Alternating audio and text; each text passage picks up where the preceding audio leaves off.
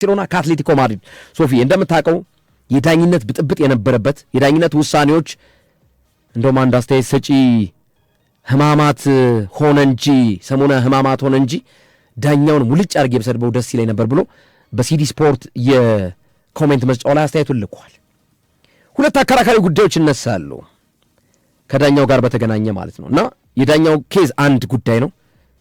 ሮማኒያዊ ዳኛ ናቸው። በነገራችን ላይ ኮቫንችስ ሮማኒያዊ ዳኛ ናቸው። የትናንት የዳኙት ማለት ነው ይህንን ጨዋታ ባርሴሎና ከአትሌቲኮ ማድሪድ ኑ ካምፕ ላይ የተደረገ ነው። አትሌቲኮ ማድሪድ በዘንድሮ የውድድር ዓመት የመጀመሪያ ክሊንሺቱ ነው። ባደረጋቸው ጨዋታዎች የመጀመሪያ ጎል ሳይቆጠርበት የወጣ ጨዋታ ነው። ሁለቱ አከራካሪ ጉዳዮች አንደኛ የኩባርሲ ቀይ ካርድ ነው። አከራካሪ ጉዳይ ማለት ነው። ቴሪ ኦንሪ ምን አለ? የኩባርሲ ቀይ ካርድ ኖ አያሰጥም ማለት ቴሪ ዳንኤል ኦንሪ የቀድሞ የአርሰናልና የባርሴሎና ተጫዋች ምክንያት ተብሎ ተጠይቆ ነበር። ኦፍኮርስ እረዳለሁ ህጉን አለ። ዶግሶ እንደሆነ እረዳለሁ አለ። ዲናይንግ ኤ ጎል ስኮሪንግ ኦፖርቹኒቲ እንደሆነና ዳኛው ያንን ምክንያት አድርገው ለኩባርሲ ቀይ ካርድ እንደሰጡት አምናለሁ። ነገር ግን ሁኔታው እሱን አይደለም የሚያሳየው ብሏል። አንደኛ ኳሱ በአትሌቲኮ ማድሪድ ተጫዋች እግር ቁጥጥር ስር አልነበረም ነው የሚለው ቴሪ ኦንሪ። ሁለተኛ ጎል ለማስቆጠር ይሄ የቀይ ካርዱ ኢንሲደንት የተሰራበት ቦታና ጎሉ ርቀት ነበረው ነው። ሁለቱን ያስቀምጥና አላሳመነኝም ይላል ቴሪ ዳንኤል ኦንሪ። የኩባርሲ ቀይ ካርድ አላሳመነኝም ይላል። ሁለተኛውና ስቴዲየሙን ዳኛው ላይ ብስጭት እንዲገልጹ ያደረጋቸው ዋነኛው ጉዳይ ደግሞ ሙሶ ግብ ጠባቂው ለተከላካዩ ሌኖርማንድ ኳስ አስጀመረ። ሌኖርማንድ ቢጫ ያለበት ተጫዋች ነው። ግብ ጠባቂው ሁዋን ሙሶ ያስጀመረውን ኳስ ሌኖርማንድ በእጁ ያዘው። በእግሩ መጫወት ሲችል በእጁ ያዘና እንደገና ሊያስጀምር ሞከረ። ይሄ ደግሞ በህጉ መሰረት የተጀመረን ኳስ በእጅ መንካት ፔናልቲና ቢጫ ካርድ ያሰጣል። ፔናልቲ ሳጥን ውስጥ በእጁ ስለነካ ማለት ነው። ስለዚህ ዳኛው ሮማኒያዊ ዳኛ አንደኛ ባርሴሎና በጎዶሎ ተጫዋች ናቸው። ኩባርሲ ቀይ አይቶባቸዋል። ይሄ ኢንሲደንት ተፈጥሯል።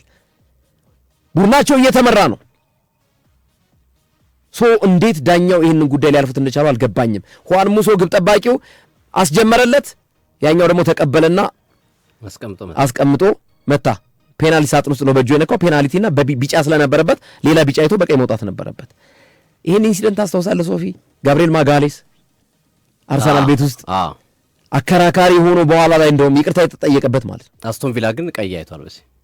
አስቶን ቪላ ግን ቀይ አይቷል። በዚህ ኢንሲደንት ማርቲኔዝ እና ኮንሳና ኤሚሊያኖ ማርቲኔዝ አስጀመረ። ኮንሳ በእጁ ነካ፣ በቀይ ወጣ። አውሮፓ ውድድር ላይ ነው እንደውም በሻምፒዮንስ ሊግ። ጋብሪኤል ማጋሌስም ተመሳሳይ ነገር አድርጎ ታልፏል። የጋብሪኤል ማጋሌስ በጣም አከራካሪ ነበር። አሁን ደግሞ የትናንቱ ጉዳይ ነው። ከዛ ባለፈ እንግዲህ ኑ ካምፕ ላይ አትሌቲኮ ማድሪድ ሲያሸንፍ ከ2006 በኋላ ለመጀመሪያ ጊዜ ነው።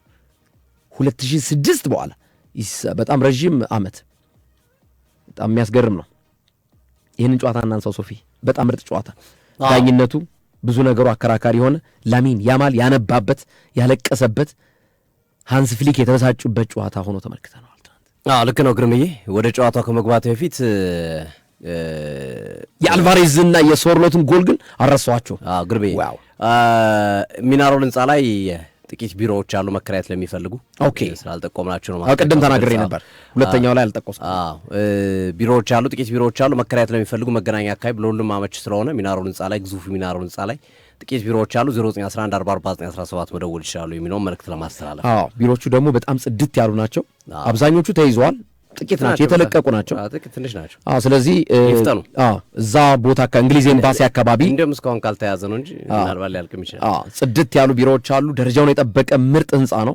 ሚናሮል ህንፃ ላይ ለቢሮ ድርጅቶች መከራየት ከፈለጋችሁ ጎራ ማለት ይቻላል፣ ማየት ይቻላል። እንግዲህ ይህንን መልእክት ለማስተላለፍ ነው። እሺ ወደ ጨዋታው እንግባ።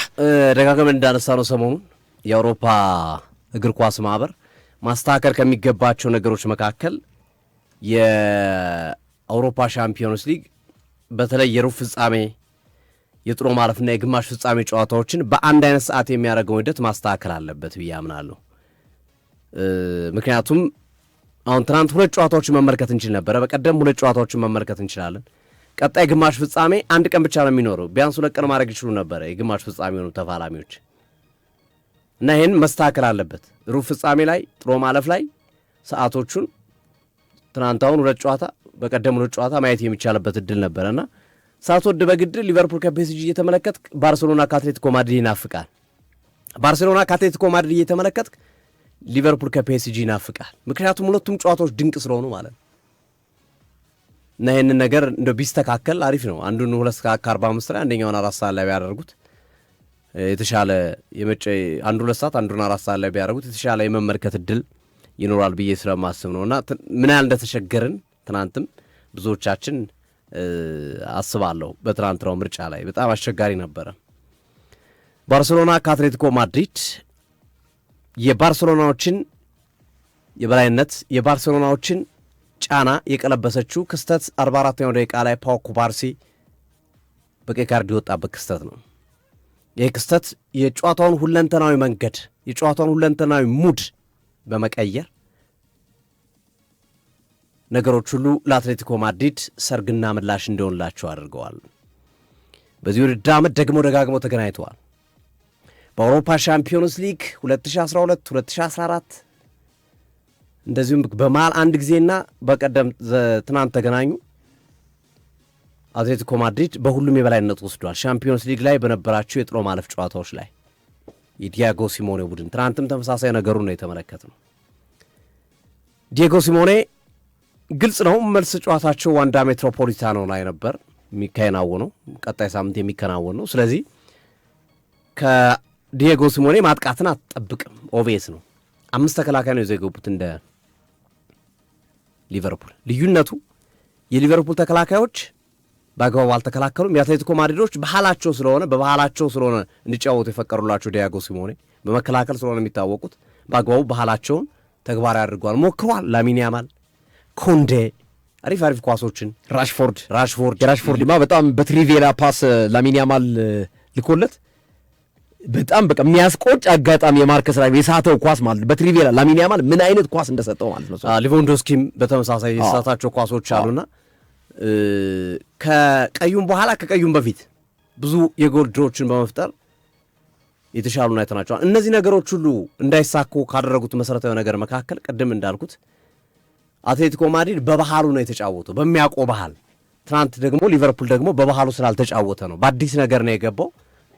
ያንን ነገር ስላልገባቸው ስህተቶችን ሰሩ እንጂ ምናልባት የአትሌቲኮ ማድሪድ ተከላካዮች ቢሆን ኖሮ ፒኤስጂ ሊያቆሙት ይችሉ ነበረ በትናንትና የመከላከያ ሂደት። ምክንያቱም ላሚን ያማልን አቁመውታል፣ ማርኮስ ራሽፎርድን አቁመውታል፣ ጎል እንዳያስቆጥርባቸው አድርገዋል።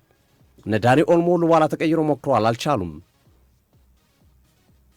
ያቺ የ44ኛው ደቂቃ ሙመንት ወሳኝ እንቅስቃሴ ግን ብዙ ነገሮችን የቀየረች ናት። አንደኛ ያቺ የተሰራችው ጥፋት ነው ጎል የሆነችው።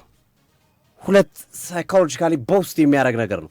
ተጫዋች ቀይ ወጥቶ በወጣበት ቦታ ላይ የተገኘው ቅጣት ምት ጎል ሲሆን ደግሞ የበለጠ የአትሌቲኮ ማድሪድን የራስ መተማመን ከፍ የሚያደርጉ ነው ትመለከተዋለን። የመጀመሪያው አጋማሽ ሊገባደር በተቃረበበት ሰዓት ነው። ሁለተኛውን አጋማሽ በጎዶሎ ነው የጨረሱት ባርሴሎናዎች።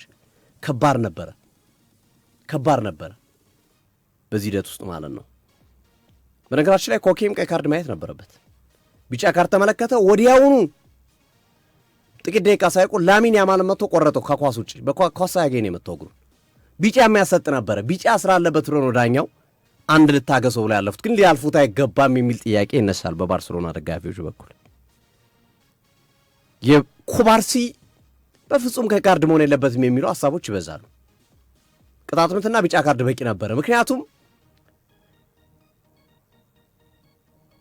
ዳክሶ የሚባለው ወይም ደግሞ ክሊር የሆነ የማጥቃት እንቅስቃሴ ክሊር የሆነ ጎልን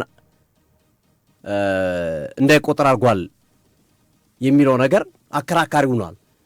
ምክንያቱም ኳሱ እያመለጠው ነበረ፣ ላይደርስበት ይችል ነበረ። ከፍርቱ ሁዋን ጋርሲያ እየመጣበት ነበረ እና ሉዝ አድርጎታል። ቦሉን ሉዝ ስላደረገው ክሊር የጎል ማግባት እድልን ሳይሆን የከለከለው ጥፋትን የሰራበት። እንደዛ ከሆነ ደግሞ ቢጫ ነው መሆን ያለበት። ግልጽ የሆነ የጎል ማግባትን አጋጣሚ ሲፈጥር ነው የሚሉ መከራከሪያዎችን ታቀርባለ። በተቃራኒው በአትሌቲኮ ማድሪድ በኩል ደግሞ የለም የዳኛው ውሳኔ ትክክል ነው፣ ኮኬንም አንድ ድል መስጠት ነበረበት። ቢጫ ስላየ በድጋሚ ቢጫ ከማሳየት ይልቅ ማለፉ ልክ ነው። የኩባርሲም ተመሳሳይ ልክ ነው። ቀይ ካርዱ መሰጠቱ የመጨረሻ ተጫዋች ነው። ጥፋት ሰርቶበታል። ከኋላ ነው የነካው፣ ሚዛኑን አሳጥቶታል። ስለዚህ ቀይ መሆኑ ተገቢ ነው የሚል ጥያቄ ያነሳሉ። የፑቢልን ብዙም የአትሌቲኮ ማድሪድ ደጋፊዎችም እየተከራከሩበት ያለ ጉዳይ አይደለም።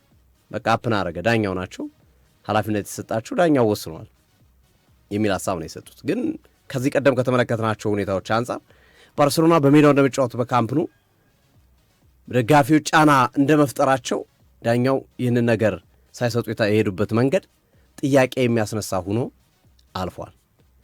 አሰልጣኝ ዲየጎ ሲሞኔ ግን ከጨዋታው ፊት አንድ ነገር ተናግሮ ነበረ።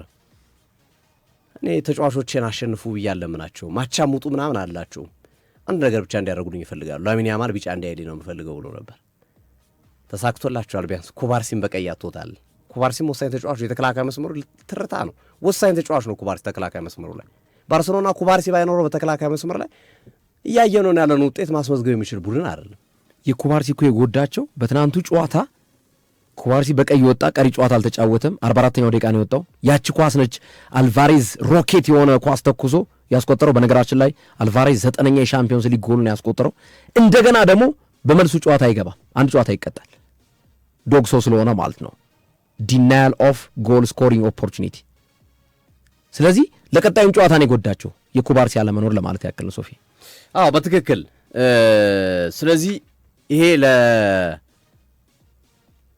ለባርሴሎና በቃ ትልቁ ዳሜጁ የደረሰው እዚህ ጋር ነው። ትልቁ ዳሜጅ እዚህ ጋር ነው የደረሰው። አትሌቲኮ ማድሪድም በአግባቡ ዲየጎ ሲሞኔ እየጠበቁ ሶርሉዝ ያስቆጠሩ ከሆነ ጠብቀዋቸው ይዘው መጡ። ኳስ በግራ መስመር አቅጣጫ ተሻገረ። ሶርሉዝ የሚደንቅ አጨራረስ ነው የጨረሰው። በነገራችን ላይ ሶርሉዝ ከሃላንድ ጎን ሲቀመጥ ሃላንድ እንግዲህ ግዙፍ ነው አረስ እና ሃላንድ ሶርሉዝ ካጠገቡ ካለ ግን ሃላንድ ትንሽዬ ልጅ ነው የሚመስለው። በጣም ግዙፍ ነው ሶርሉዝ ደግሞ የባሰ ኖራዊ አጥቂ ነው እሱ። ፓላስ ነበርኩ የአንድ ሀገር ልጆች ናቸው። እንግሊዝ ፕሪሚየር ሊግ ተጫውቷል ፓላስ ውስጥ። በጣም አስደናቂ ጎል ነው ያስቆጠረው። አጨራረሱ በጣም የሚገርም ነበረ። ቀኑ የባርሴሎና አልነበረም ትናንት ማለት ነው የሚችለው ነው። የትናንትናውን ጨዋታውን የዲየጎ ሲሞኔ ታክቲክ ጠንካራ መሆን የለም ሃንሲ ፍሊክ ይዞት የገቡት ያጫወት መንገድ ልክ አይደለም ምናምን አይደለም። ትናንት ቀኑ የባርሴሎና አይደለም ነው የምለው ግርሜ፣ በእኔ እምነት ማለት ነው። ባርሴሎና ቀን አልነበረም። የኩባርሲ ቀይ ካርድ መውጣት ያቺ ሙመንት የጨዋታውን ሁሉን ነገር ቀይረዋለች። ኩባርሲ ባይወጣ ይህ ውጤት እንደዚህ ሆናል አይመስለኝም። በደንብ አድርጎ ባርሴሎና የሚያሸንፍ ይመስለኛል። ለዛውም አንድ ጎል ሳይሆን 2-3 ጎል አስቆጥሮ ሁሉ ሊያሸንፍ የሚችልበት ጨዋታ ይመስለኛል። የኩባርሲ መውጣት ግን በትልቁ ጎርቷቸው የተመለከትንበት እና እሱ ታክቲካሊ ይህንን ጨዋታ ብዙም ለመገምገም አስቸጋሪ ይመስለኛል። ቢካውዝ ባርሴሎና ጎደሎ ነው። እስከ 44 ደቂቃ ያለውን እናየው ካልን የባርሴሎና ዶሚኔሽን የታየበት የነ ኩንዴ የነ ራሽፎርድ የመሳሰሉት ተጫዋቾች ጎሎች ያመለጠበት ነው። 44 ደቂቃ ዶሚናንትሊ ባርሴሎና ጨዋታውን የተቆጣጠረበት ስለነበረ ጥያቄ የምታነሳበት አልነበረም። ስለዚህ ከ44 ደቂቃ በኋላ ያለው ደግሞ ባርሴሎና ጎሏል። ታክቲካሊ ልተቸውም ልታደንቀውም አይችልም። የመልሱ ጨዋታ ግን ለእኔ ቅድም ካነሷቸው ጨዋታ ይልቅ ሪያል ማድሪድ ከባየር ሙኒክ አሊያንዝ አሬና ላይ፣ አንፊልድ ላይ ሊቨርፑል ከፓሪስ ሰን ጀርመን ይልቅ ይሄኛው ጨዋታ መልሱ ጨዋታ በጣም የተወሰነ ነገር የምናይበት ይመስለኛል። የተለየ ነገር የነ ላሚን ያማል አንደኛ ዲየጎ ሲሞኔ በመልሱ ጨዋታ አጥቅቶ ለመጫወት ያመጡ ቢሸነፉ አቻ ቢወጡ አጥቅቶ ለመጫወት ይመጣሉ። እመነኝ የመልሱ ጨዋታ ላይ ተመሳሳዩን ታክቲክ ነው የሚተገብሩት። የትናንት ነው ከደጋፊዎች ብቻ ተጫዋቾቹ ሞራል እንዲያገኙ ማድረግ እንጂ ከዛ የተለየ ነገር ይሰራሉ ብዬ አላስብም። ታክቲካሊ የትናንትናውን ነው የሚተገብሩት ኮንትሮል ለማድረግ። 2 ጎል አላቸው፣ 2 ጎል አድቫንቴጅ አላቸው። አሰልጣኝ ሃንሲ ፍሊክ ደግሞ አማራጭ ያላቸውም አጥቅተው መጫወት ነው የሚኖርባቸው። በዛ ሂደት ውስጥ የሚፈጠሩ ነገሮች ቀድሞ ጎል ካስቆጠርክ ደጋፊ ማስጨነቅ ትችላለህ። ባርሴሎና እንደገቡ በ10 በ15 በ20 ደቂቃ ጎል ካስቆጠሩ ደጋፊውን ጸጥ ማስባል ትችላለህ። ከደገምክባቸው ፍራቻ ውስጥ መክተት ትችላለህ። ተጫዋቾቹንም ደጋፊዎቹን ፍራስትሬት እንዲያደርጉ ታደርጋቸዋል። ከዛ ጨዋታውን ወደ አንተ ማምጣት ትችላለህ። ግን ዋንዳ ሜትሮፖሊታኖ ዲያጎ ሲሞኔ በደጋፊያቸው ፊት ከሜዳ ውጭ እንደዚህ በልህ የሚከላከል ቡድን ሜዳ ውስጥ እንደዚህ አይነት ስህተት ይሰራሉ ብለህ ስታስብ ከባድ ነው። ሶስቱም ከባድ ናቸው የመቀለበስ ዕድላቸው ለመናገር። ይሄኛው ጨዋታ ይቀለበሳል የምትለው አይደለም። አሁን ለምሳሌ ባለፈው ታስታውስ ከሆነ ጋላታሳራይ ሊቨርፑልን ሲያሸንፈው አፋችን ሞልተስና ሊቨርፑል ይቀለብሰዋል እያልን ነበር፣ ውጤቶች ስንገልጽ ነበር። እንደዛ የምትለው ጨዋታ የለም አሁን ከተሸነፉ ቡድኖች። ስፖርቲንግ ሊዝበንም ኤምሬትስ ላይ መጥቶ ውጤት የመቀልበስ አቅም የለው። ሪያል ማድሪድም አሊያንዝ አሬና ላይ መጥቶ የባየር ሙኒክ ውጤት ለመቀልበስ ጉልበትና አቅም የላቸው። ሊቨርፑልም ከፔሲ ዶሚናንስ አንጻር ካየነው እንቅስቃሴ አንጻር እና ዘንድሮ እያሳየው ካለው አቋም አጠብቅም። ምናልባት ባርሴሎና እኮ እያልኩ ነው ትንሽ ያም በጣም በከፍተኛ ጥርጣሬ ስሜት ውስጥ ነው። ትንሽ ተስፋ የምታደርገው ባርሴሎና ይመስለኛል። ግርሜ ከዚህ ውጭ የተለየ ነገር በዚህ ጨዋታ ውስጥ የሚሰጠው አስተያየት የለም። ዳኝነቱ ስፔሻሊ የፑፒል ቀይ ካርድ መሆን ነበረበት፣ መውጣት ካርድ መስጠት ነበረበት። ይህ ተጫዋች ምንም ጥያቄ ነው፣ ህጉን ከተመለከት ነው ማለት ነው። እሱ ጎድቷቸዋል። ዳኛው ባርሴሎናዎች ላይ በደል አድርሰዋል። ኮባርሲ ላይ ግን እኔ ከሄነሪ እቃወማለሁ። የኮባርሲ ልክ ነው። የመጨረሻ የማጥቃት እንቅስቃሴ ልጅ ወደ ጎል እየሄደ ነው። ሆን ብሎ በጭኑ ነው የነካው።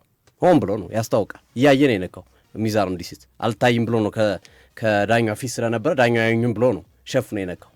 ያኛው ምንም ጥያቄ የለውም። ይሄኛው ግን የሙሶና የሌ ኖርማንድ ሙሶ ሲያስጀምር ሙሶ ያስጀምረው ሊኖርማንድ ነው ፑፒል ነው የነካው። ሊኖርማንድ እሱ ኳስ እሱ ከሆነ ሊኖርማንድ ከሆነ ምናልባት ስም ስህተት ካለ ሊኖርማንድ ከሆነ እሱ ግልጽ ነው። ከዚህ በፊትም የተመለከትነው ህጋዊ አንደኛ ባርሴሎና ጎዶሎ ነው ያሉት። ዳኛው በጣም እንትን መሆን አለበት። ጎዶሎ ባይሆን ባርሴሎናና ይህንን ነገር ቢያልፉት ምንም ላይሆን ይችላል። ግን ባርሴሎና ጎዶሎ ሆኖ እንዲህ አይነት ሜጀር ኢንሲደንት አግኝተ ነገሩ ሊካካስ የሚችልበትና የባርሴሎና ደጋፊዎች ተስፋ የሚያደርጉበትን ነገር ማለፉ ዳኛው ላይ ጥያቄ የሚያስነሳ በተወሰነ መንገድ የዳኝነቱ ላይ ይሄኛው ጨዋታ ላይ ጥያቄ የምናነሳበት ሆኖ እናመራለን እና ላሚን ያማል ግን አትደሳሰቱ ነው ያለው። ብዙ አትደሰቱ እንቀለብሰዋለን ብሏል። በጣም ግን አዘለ እኮ ላሚን ያማል ጨዋታው አላለቀም ገና ነው ብሏል። እኔ እኮ ያገኙትን እድል አለመጠቀማቸው ራሱ አሁን የራሽፎርድ በጣም የሚገርም ኳስ ነው፣ ትሪቬላ ፓስ ነው የላከለት ላሚን ያማል። እሱን ያልተጠቀመበት መንገድ በጣም ተገርሜያለሁ። በጣም ገርሞኛል፣ አስገርሞኛል። ስለዚህ ያው እኔም እስማማለሁ ሶፊ ካንተ ሀሳብ። ባርሴሎና አትሌቲኮ ማድሪድ ላይ የመቀልበጥ ጎል ሲቆጠር ዲየጎ ሲሞኔ እኮ እንደ ድሮ አይደሳሰቱም፣ አልፈነጠዙም እኮ አይታቸው እኮ ነው። እና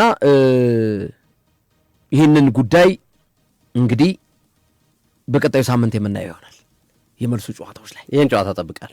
እኔም ባርሴሎናን ነው ከቅልበሳ ባርሴሎናን በንጽጽር እሱን ጠብቃለሁ።